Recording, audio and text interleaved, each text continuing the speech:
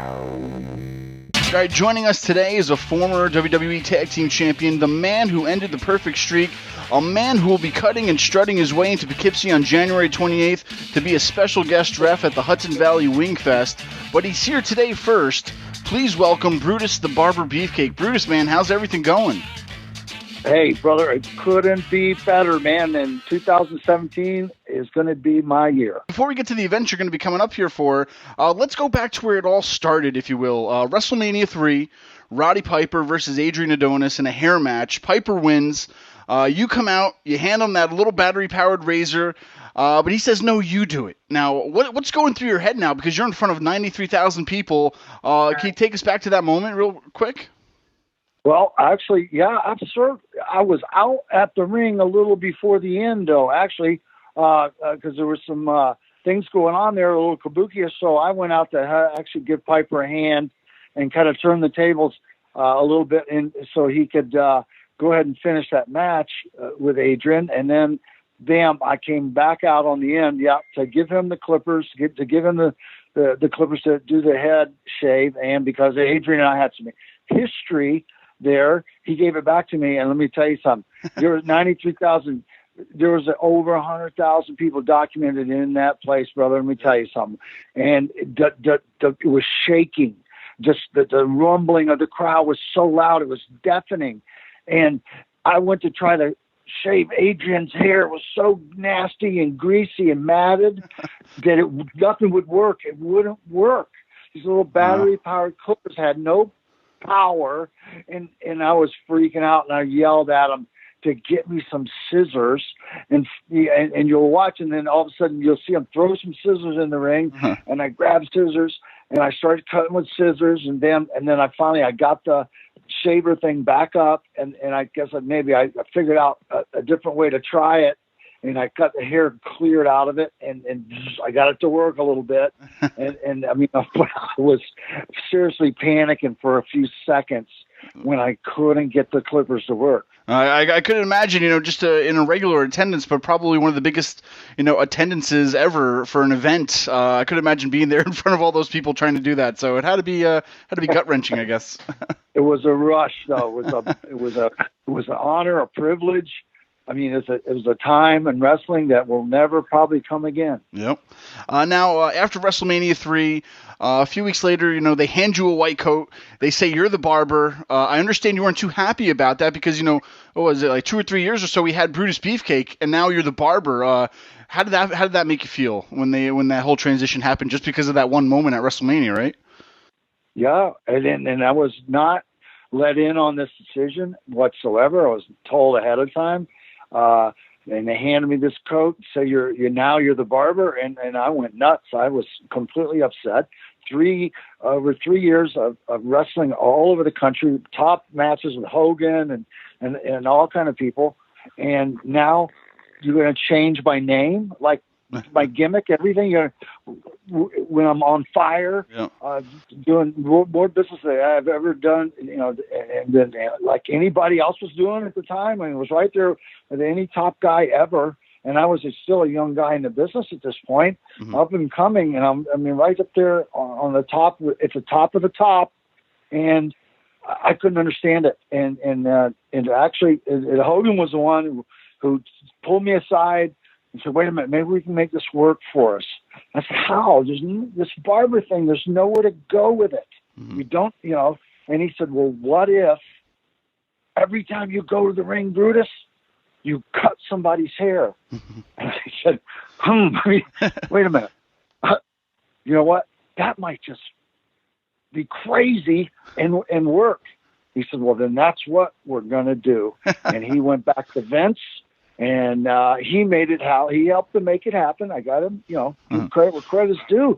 But it was all on me to recreate myself once again here. I recreated Brutus Beefcake. I was pulling a rabbit out of a hat, changed my look completely, and everybody went bananas. I came out, and it was the hottest thing ever. Who is this good-looking guy? And it was Dizzy Ed Hogan. Everybody knew me as or whatever. Dizzy Ed Hogan. Sure. Bam, Brutus Beefcake. And then all of a sudden now you're the barber. And bam, I came up with the idea after going out to the arena with them little scissors in my hand in front of 22,000 people, I was like, this is terrible. It's so not visual. People can't see it. This is ridiculous. I came up with the idea. I got the hedge clippers, wrapped the handles up, brought them to the arena, went out there, and everybody went nuts. And it just, took it to the next level, and it wound up being bigger than anyone had even ever imagined. And and it's great because I am the one and only barber in the wrestling world. That's right. Now, and it's that's special. Definitely. And it's once again, I'm honored. I worked my butt off for it. I just recently retired from the ring after 40 years, and so what else? Sure. What else are you gonna do? Now, how pissed off did these guys get that you about how much hair you were taking off each match? Did they get worried about? Oh man, I have to fight Brutus tonight. He's gonna be cutting my hair or something, right? Oh man. Well, it was, it wasn't really negotiable, Yep. And believe me, there was some issues over the years. There was a lot of guys that took exception, and there was some tears and going down, and some of and crying going on after matches. But most of the time, everybody was pretty good about it, and especially the guys that really were my friends and worked with me on it. I would clip this or clip that, and it wasn't a life-ending situation. But the guys that made a big deal out of it and tried to, make it hard on me, I made it hard on them. I'd give them that buzz cut right up the middle of their head, so they had no choice but to shave their heads. Definitely. Now, if we could go back a little bit, on July 4th, 1990, you were in a boating accident. You fractured every bone in your face. As a wrestler who makes a living every day to be on the road and in the ring, without getting into the whole story, because I don't want to get you too far into it, but what just went through your mind? As far as your career after this happened, did you just think, man, it's completely over, or how did you feel after this all happened? Yeah, it was at 16 hours of surgery. Oh. Nobody said I would survive. The doctors did not give me 10% chance of making it through. Really, honestly. In 16 hours, you have no idea how long that. In surgery, somebody who's under who has head injury, potential brain damage, potential spinal damage. It's insane. The good Lord had another plan in store for me, and the fact that they said absolutely no way would I ever be able to go back to wrestling. Period. Mm-hmm. And as far, when I going through my mind, my life, when the last 2 years before that, both of my parents had passed away, and I was going through a horrible divorce from my first wife, basically losing a business and 2 homes and $1 million. And let me tell you something, I was not in a good place. Mm-hmm. I was distraught. I was horrified, depressed, and now, after losing everything that was dear to me in my life and my livelihood I'd worked 10 years for, mm-hmm. and now my career is gone. So coming back from that was impossible. Sure. And I did it. No, you definitely did. I was so happy, too, to see you return. In 1993, you returned, and dare I say you opened up shop as well with your talk show, The Barber Shop. What was it like to have your own talk show now? Because now, you're back on your feet, you're back in the ring. After a few years of that happening, you finally came back home. What was it like to have one of the most famous talk shows ever, that I might add, too, in the history of WWE? But I want to thank WWE for giving me the opportunity. You know what? Nobody felt I could do it. And honestly, this was no scripted thing. They handed me an outline. I had bullet points going into this thing. The reason it got on fire was so people loved it because Brutus just went out there and was Brutus. I didn't come in there and try to remember some rehearsed lines that some writers from California know nothing about the wrestlers business are trying to tell me what to say. Mm-hmm. I'm a professional. my life to this business, and I went out there, and these are guys I know and respect and work with, and just went out there and had fun with it. And man, it just caught on. I'm sorry it had to end the way they ended it. Was kind of very.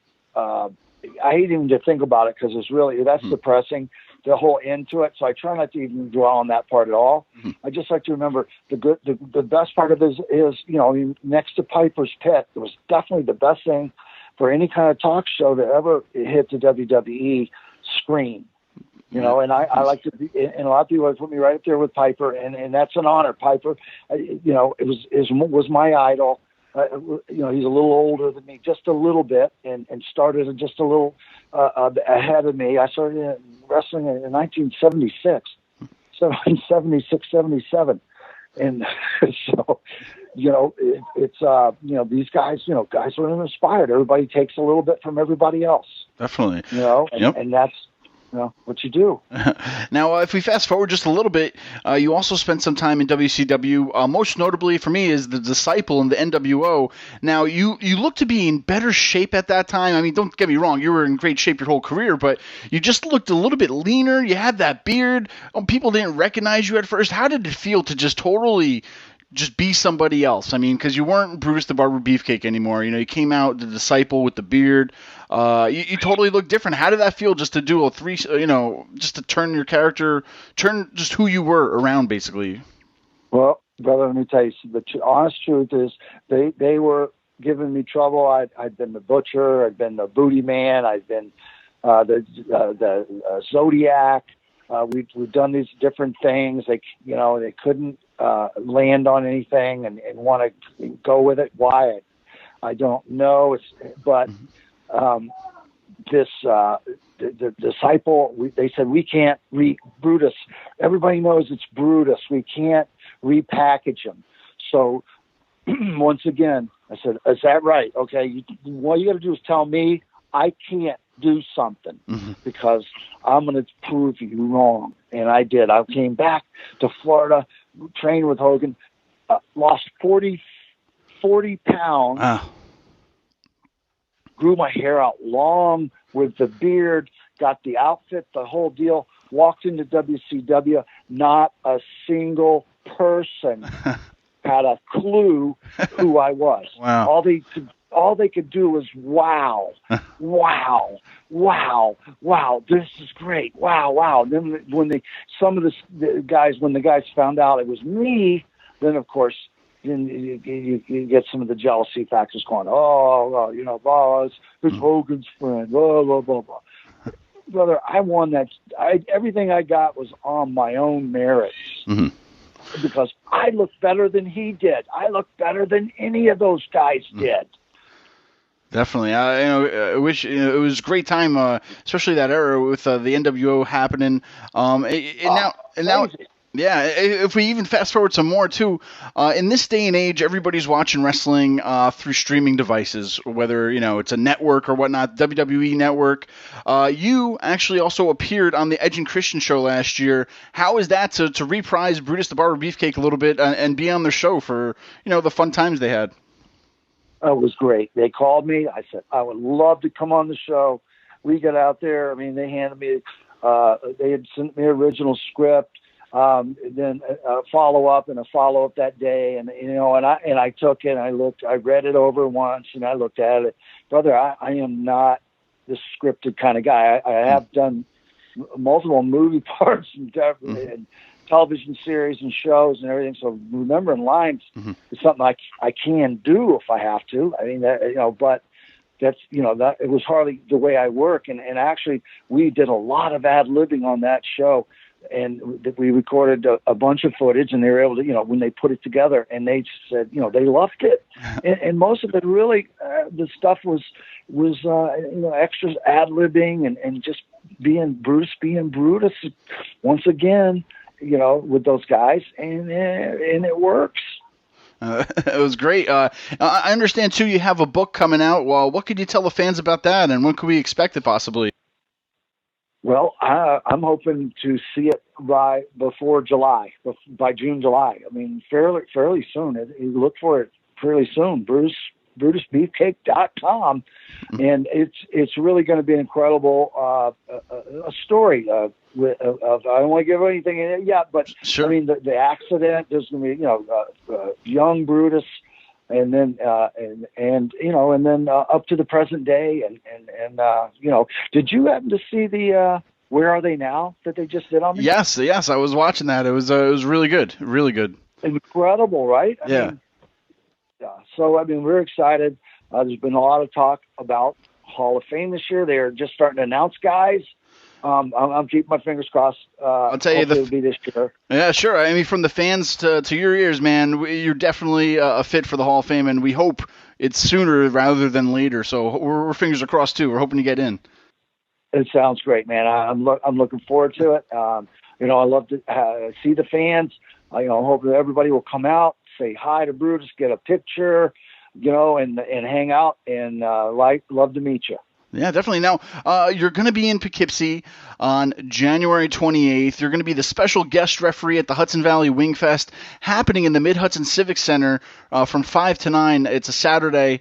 Now, at Poughkeepsie, Mid-Hudson Civic Center, I've seen you there plenty of times. You guys used to be there a lot of times back in the 80s. I believe you recorded The Land of a Thousand Dances in there and many TV shows. So a lot of things have happened in there. And a little fun fact, a little fun hair fact for you, that's where Andre the Giant actually lost his hair to Big John Studd in a match. So it's a little fun memory for it. But do you ever remember working in Poughkeepsie? Because, I mean, you guys did a bunch of TV tapings there, and just being on the road after a while, Poughkeepsie was kind of a place, I guess, you guys hung around for a few days just to get all these tapings done. Was that kind of a relief from you to not have to be on the road while you were in Poughkeepsie?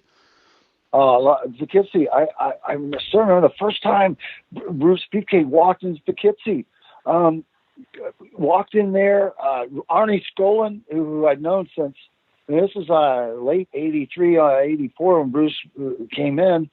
I'd known him since 78, so he known me 4 or 5 years.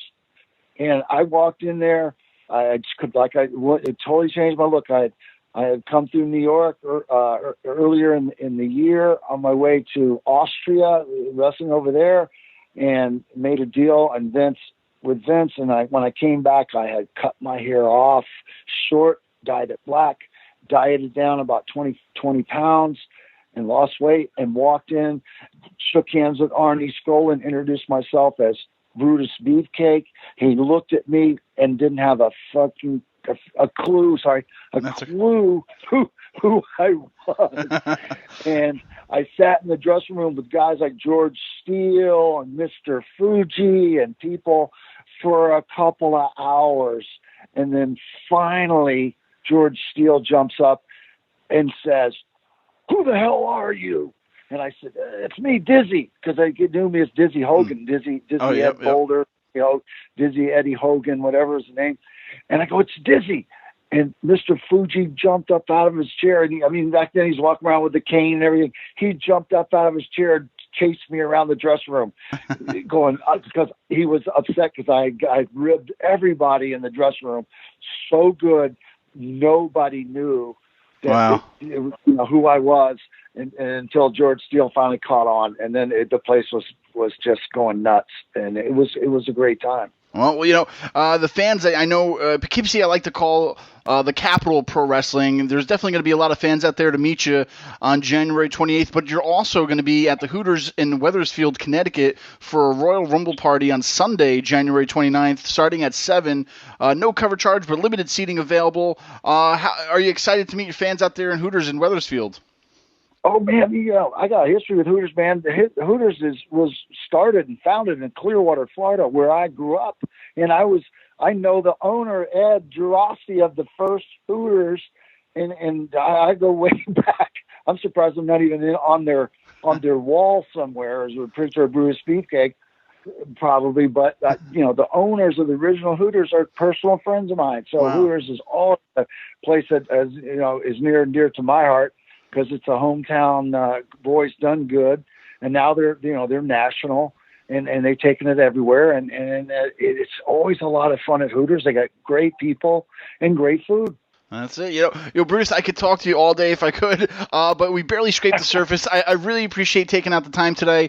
Once again, for everybody looking up for the information for the meet and greet, head on over to freewebstore.org/captains-corner. You'll find all the information there. Brutus, man, thank you so much for joining us. And lastly, people can find you on brutusbeefcake.com, right? Yes, you bet, man. And all the updated, we just got this, it's a new site, so it'll be continually updating and getting better and better and better over the coming months with merchandise and the new book and all kind of cool stuff for the fans. All right, great. Well, once again, we thank you so much for your time, and we really appreciate it. Thank you, brother.